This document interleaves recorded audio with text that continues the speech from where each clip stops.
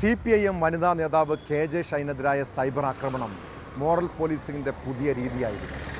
ഒരു സ്ത്രീ വിവാഹിതയോ അവിവാഹിതയോ ആകട്ടെ, അവരുടെ സൗഹൃദങ്ങൾ നാട്ടുകാരെ ബോധിപ്പിച്ചു വേണമെന്നാണ് ഇത്തരം പ്രാകൃത സംസ്കാരമുള്ളവരുടെ കാഴ്ചപ്പാട്.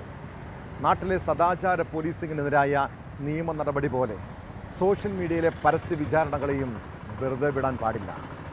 KJ ഷൈനെതിരായ സൈബർ അതിക്രമ കേസിൽ ഒന്നാം പ്രതി CK ഗോപാലകൃഷ്ണൻ്റെ വീട്ടിൽ പോലീസ് പരിശോധനയ്ക്കെത്തി. ഗോപാലകൃഷ്ണൻ്റെ മൊബൈൽ ഫോൺ പിടിച്ചെടുത്ത പോലീസ് അന്വേഷണ സംഘത്തിന് മുന്നിൽ ചോദ്യം ചെയ്യലിന് ഹാജരാകാനും നോട്ടീസ് നൽകിയിട്ടുണ്ട്.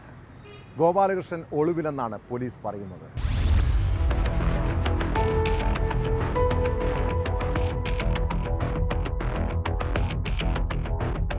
എറണാകുളം റൂറൽ സൈബർ പോലീസും പറവൂർ പോലീസും ചേർന്നാണ് CK ഗോപാലകൃഷ്ണന്റെ വീട്ടിൽ പരിശോധന നടത്തിയത്. സൈബർ അധിക്ഷേപത്തിന് ഉപയോഗിച്ചു എന്ന് സംശയിക്കുന്ന മൊബൈൽ ഫോൺ പോലീസ് പിടിച്ചെടുത്തു. ഈ ഫോണിൽ നിന്നാണോ പോസ്റ്റ് ഇട്ടതെന്ന വിദഗ്ധ പരിശോധനയിലൂടെ ഉറപ്പുവരുത്തുവാനാണ് നീക്കം. അന്വേഷണ സംഘം എത്തിയ സമയത്ത് ഗോപാലകൃഷ്ണൻ വീട്ടിലുണ്ടായിരുന്നില്ല. ഇയാൾ ഒളിവിലാണെന്നാണ് പോലീസ് പറയുന്നത്. കേസുമായി ബന്ധപ്പെട്ട് നാളെ ചോദ്യം ചെയ്യലിന് ഹാജരാകാൻ ഗോപാലകൃഷ്ണന് പോലീസ് നോട്ടീസ് അയച്ചു. സൈബർ ആക്രമണ കേസിൽ ഒരാളെ കൂടി പോലീസ് പ്രതി ചേർത്തിട്ടുണ്ട്.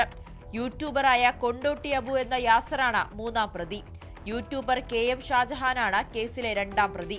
നടപടികൾ വേഗത്തിലാക്കാൻ മെറ്റയോട് അന്വേഷണ സംഘം റിപ്പോർട്ട് ആവശ്യപ്പെട്ടിട്ടുണ്ട്.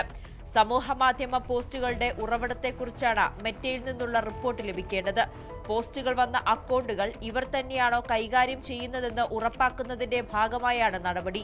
100-ലേറെ സമൂഹമാധ്യമ അക്കൗണ്ടുകൾ അന്വേഷണ സംഘം പരിശോധിക്കുന്നുണ്ട്. കൂടുതൽ പേരെ കേസിൽ പ്രതി ചേർക്കാനാണ് സാധ്യത.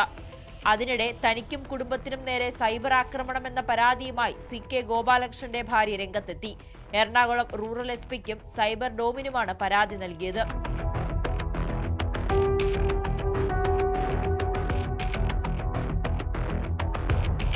ന്യൂസ് 18 കൊച്ചി.